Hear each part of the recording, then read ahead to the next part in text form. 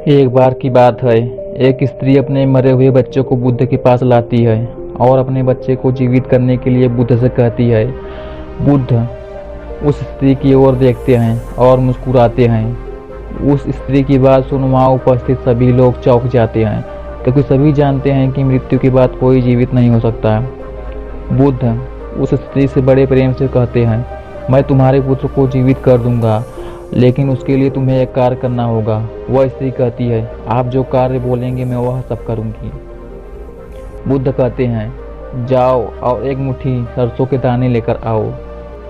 वह स्त्री दौड़कर जाने लगती है। तभी बुद्ध कहते हैं, सुनो, यह सरसों के दाने उस घर से लेकर आना जहाँ पर आज तक कभी भी किसी की मृत्यु न हुई हो। वह स्त्री जाती है और पहले द्वार पर खटखटाती है। भीतर से एक विधवा निकल कर आती है। वह उस द्वार से दूसरे द्वार पर जाती है। वह दूसरे द्वार पर खटखटाती है।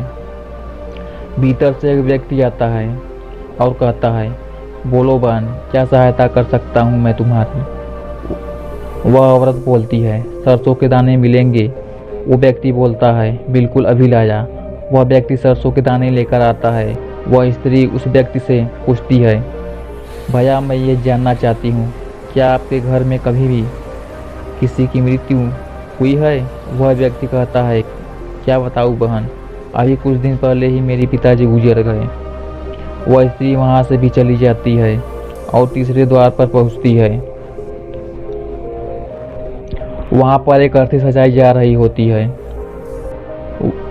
वह वहाँ से भी चली जाती है और चौथे द्वार पर पहुँचती है और दरवाज़ा खटखटाती है, लेकिन कोई दरवाज़ा नहीं खोलता। इस तरह वह सभी द्वारों पर जा जाकर सरसों मांगने का प्रयास करती है, परंतु ऐसा कोई घर नहीं मिलता उसे जहाँ पर आज तक किसी की भी मृत्यु न हुई हो। और अपने अनुभव के बाद वह इस बात को समझ जाती है कि मृत्यु एक सच है जिसे नकारा नहीं जा सकता।